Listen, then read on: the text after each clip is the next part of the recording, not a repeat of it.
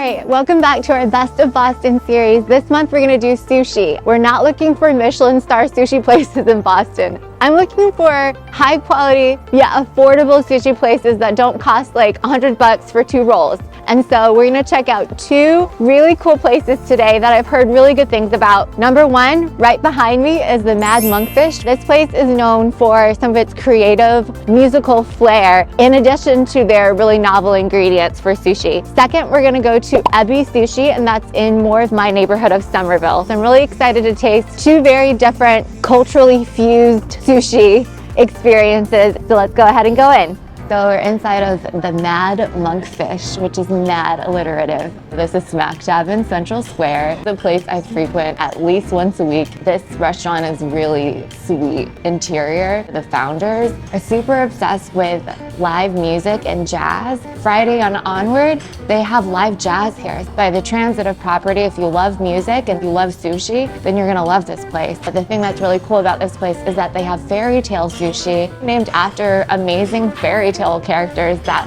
all of us love or hate, including Rumpelstiltskin, Sleeping Beauty, and all of that. So we're gonna definitely try some of those. I'm looking at the Gaga roll, which is named after the Queen, Lady Gaga, so music themed. And then the other 2 are Red Riding Hood roll, draped with strawberry and scallop, and then Rumpelstiltskin roll, which has little straws on top to emulate the straws that come out of his hard work.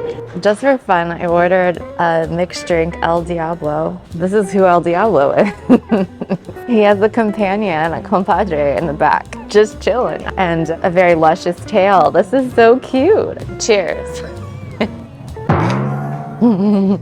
It's a 2 hands project. So this is the appetizer that we got, takoyaki. It's topped with these beautiful bonito flakes, dehydrated fish flakes actually. They're known to move or dance around whatever they're topping. Very suitable for the dynamic music theme. It looks like the cute little monster. Bon appetit.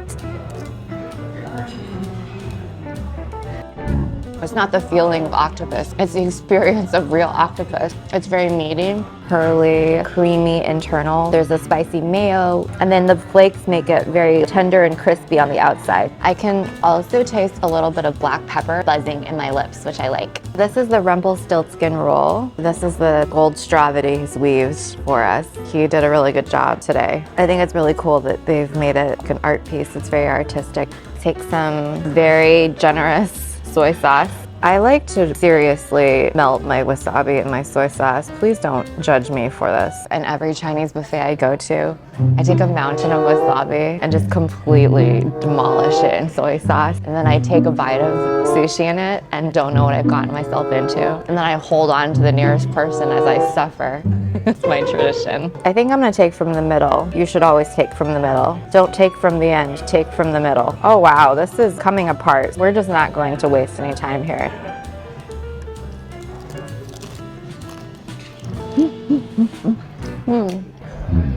It's really unique. I picked up some mushrooms. They're shiitake mushrooms. I can taste that distinctly coming through with the umami of the sauce. I've not had shiitake in sushi before, so this is a novel fusion experience. As the soy sauce is swirling in my mouth, I can taste the earthiness of the mushroom and also the fresh tuna flavor, and it creates like this very interesting umami, sweet and sourness in my mouth. I would say the overall experience of this one is just unique. Oh. I just dumped a whole ball of wasabi in my mouth. I'm crying. This is the wasabi suffering. So this is the Gaga roll. Do you see how the fish eggs on top of every one are alternating yellow, green, and then we've got black, orange, black, orange. Just the color palette is pretty exciting. Even inside, that crab, you see the octopus, it's so colorful. I'm gonna take this and dip it in. Hopefully it doesn't break this time. Oh my gosh.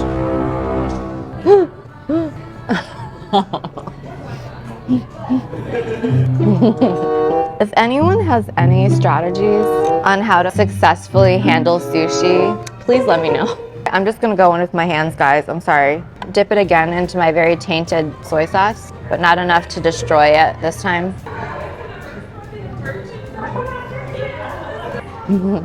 I think what I associate with anything that is Japanese influence is subtlety, delicacy. All the ingredients, none of them are dramatic. None of them are really like Lady Gaga. There's not one ingredient that like overpowers. The crab comes out. I can taste the fish eggs on top. There's a little bit of the crunch of the cucumber. The umami of like the soy sauce, probably why people dip sushi in umami, rounds all of the flavors out and lifts up the freshness of the fish. It's very unique and creative. I like it. This is the one I'm most excited about because it's so vibrant. It kind of looks like the way that I wanted to look today in my outfit. I'm jealous of it. This is the Red Riding Hood, and of course, this is her hood. This is soy paper wrapping on the outside. Here, a nice shrimp tempura. Inside here, there's a lot of cream and flavor. It's got a caboose and a head, which is really pretty. All right, let's try it. Maybe I'll be better with this. Oh, look at that. I'm winning so far.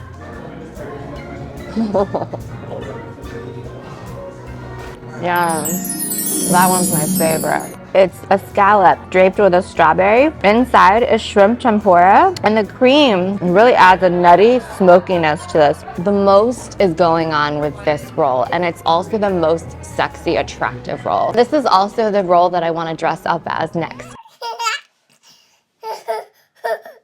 The fresh strawberry profile adds like a sweetness and like a tartness. Shrimp tempura adds a crunch and a little bit of depth. A scallop, like really squishy and soft. That cream elevating the smoky, nutty flavor. This is the most well-rounded bite of sushi we've had by far. My favorite. If you come here, definitely try the Sleeping Beauty roll. I would come back for this one. Ambiance-wise, it already makes me thirsty to come back for the jazz. The pure food experience is just really unique, creative, substantial sushi experience. Right after this, we're gonna go to another sushi restaurant called Ebi Sushi, a different variation on sushi prep. I'll see you there.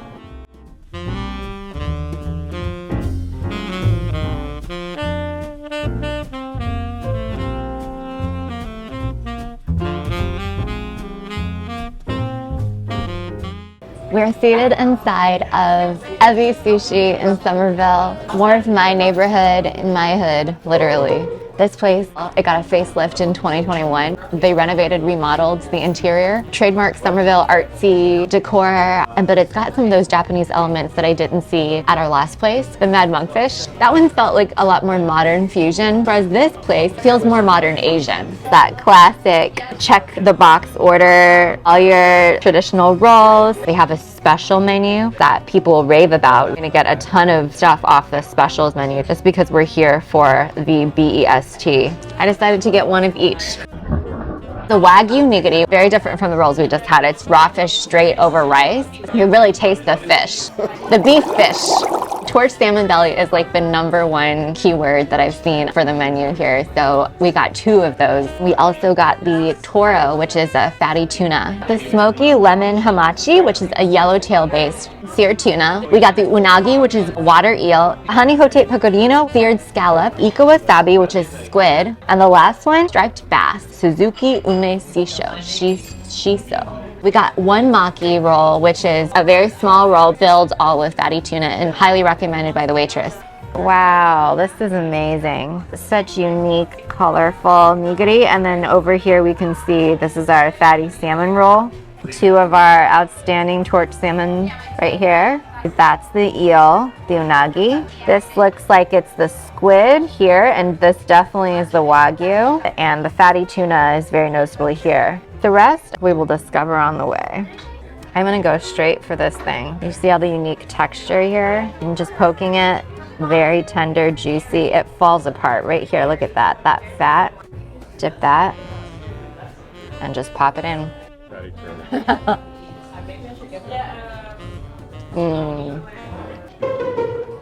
That does not taste like a casual sushi joint. This tastes like premium, seriously quality salmon. I can taste the fat just saturated, streaming out of that center. You see how fresh that looks? That sear and that skin just glimmering. I think we should go for this wagyu. You see that torched character also seeped into the rice underneath that wagyu. It's just like too big for this piece of rice, and I love that. It looks like a marbled statue. I got distracted. I gotta do my tradition. Good sushi melts in your mouth. It doesn't sit in your mouth. It doesn't wait to be chewed. It just melts voluntarily. Can't wait any longer. I'm just gonna take half a bite out of this. It's too big for my mouth. It's too expensive for my mouth too. Okay.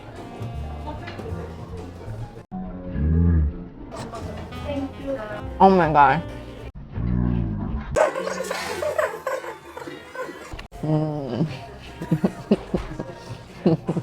Giddy. This is devastatingly beautiful. I'm sorry, hold on. Oh, like the feeling of that beef in this mouth.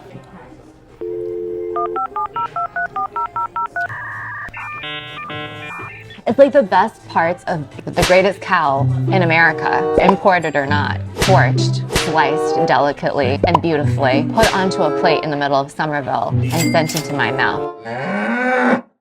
It's not strong, it's not overpowering, there's no barbecue sauce to be found, it's just delicate finesse. And it didn't last very long, which is like really hard.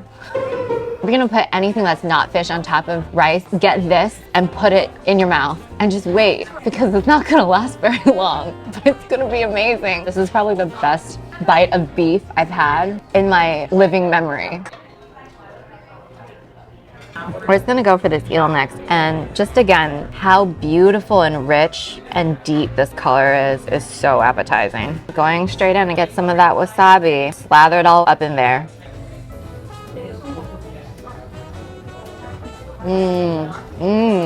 Oh yeah.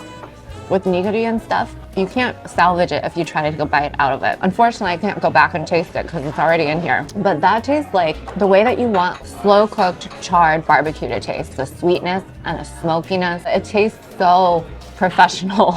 You can taste that it's eel. It's got that nice seafoody flavor, but it's got that nice robust meaty flavor. It's one of my favorite ways to eat eel. So that was amazing. So let's just go in order here just to prevent confusion. So this is the Toro Fatty Tuna Belly. This looks amazing too. It is so uniformly fatty, and again, I love the coverage on this. It is far larger than the rice that it's sitting on.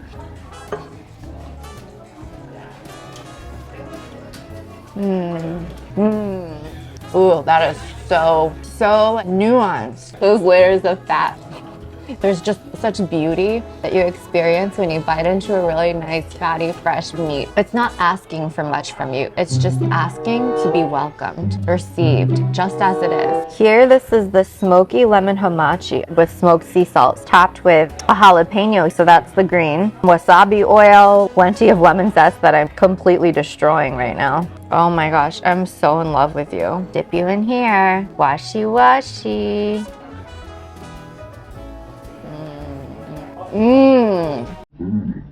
Ooh, that is smoky sea salt. That salt is salty and smoky. You know, have you ever had Takis?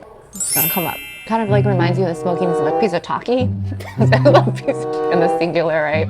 It's Taki. Takis is a bag of Taki. So that flavor is that smoky salt. And then I immediately taste the lemon. I feel like they just picked that lemon off the tree today and zested it. That was so tender. I'm still chewing it in my mouth as I'm talking, which doesn't feel quite kosher. It's so easy to chew.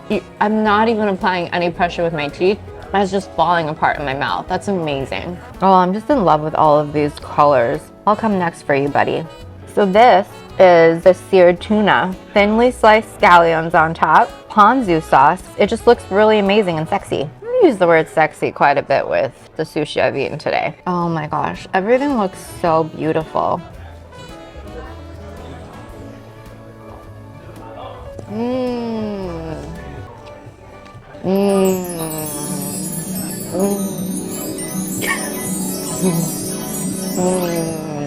I'm really a big fan of all these. It's slightly citrusy. I bite into it. It releases the green onion aroma into my mouth. I can taste almost like that black sesame dotting it with a little nuttiness. The texture of the tuna is the way you want the texture of tuna to be, which is seamless. The purity has not been taken away. It has not been tainted by the forces of capitalism. That's what I have to say. Next, this is the striped bass. This is one of the cleanest presentations we've seen today. We've got that nice pinkish skin over here. It's topped with pickled plum. So here's the pickled plum, guys. That little squirty. There's a shiso leaf, which I'm not sure I've had. So I'm excited to taste the shiso leaf. I'm just gonna dip that very generously in here.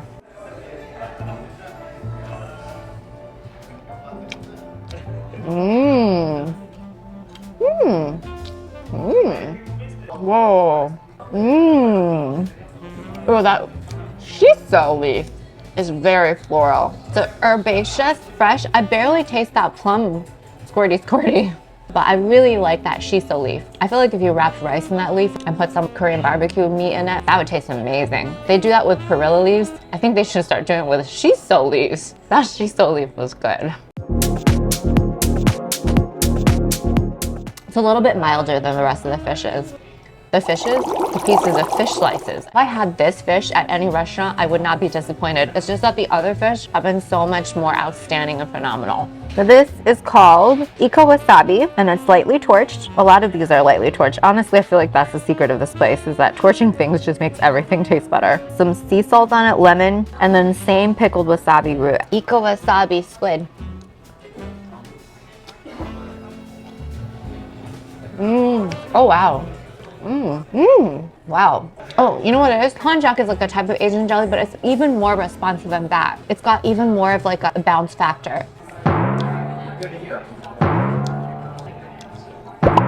It's still got that stubborn, rebellious sassiness to it. It doesn't automatically let you bite into it. But once you do, it's like very addictive texture actually. I actually taste a lot more of that pickled wasabi on it, complemented by the torched, chewy, responsive squid. Really brilliant, delicate, well-rounded flavor. That's probably one of my favorite ways of eating squid.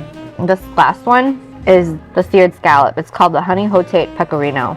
Caramelized truffle honey shallot paste. What the heck is caramelized truffle honey shallot paste? And also has pecorino romano cheese on it. I've never seen cheese on nigiri before, which is really unique. That's all in this bite, so let's try it. All right, last nigiri. Gotta enjoy this one.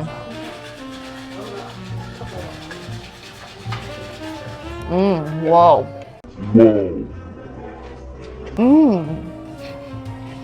That's so good.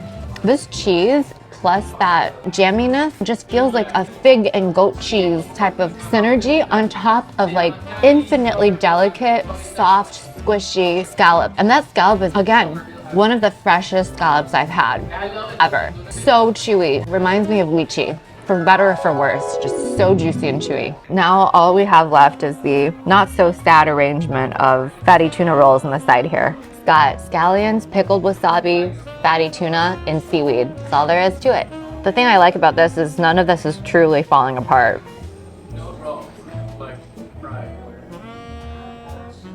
It gets better when you chew it. They bring out the flavor of the fatty tuna. It doesn't distract from the essence of fatty tuna here. So if you want a roll that's not nigiri, this is really great if you like that fatty tuna flavor. Really great in highlighting whatever fish is in the middle. It's really great at making that a star. There's no nonsense to it. And if you want that like seared, smoky, blow-torched flavor, definitely go with a specials nigiri menu. You guys gotta come in here and try the specials. I recommend one of each. And honestly, I feel like I would get two of the Wagyu. It's like 3 times the price, but it's also like 3 times the experience. If you haven't had beef on top of rice before. I mean, everyone's had beef on top of rice.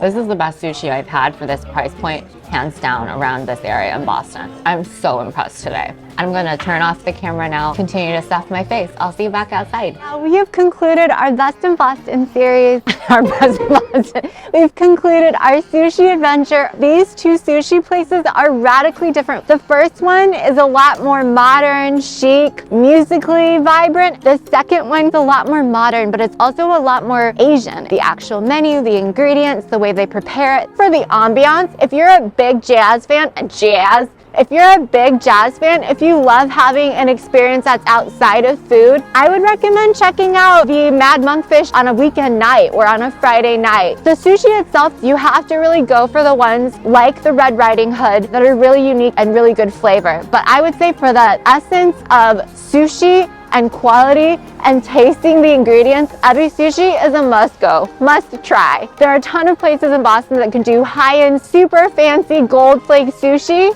but you're paying a high price point for quality ingredients that may or may not be better than what we literally ate today for our nigiri specials menu. Really excited for the next video as always, but until next time, thanks and bye.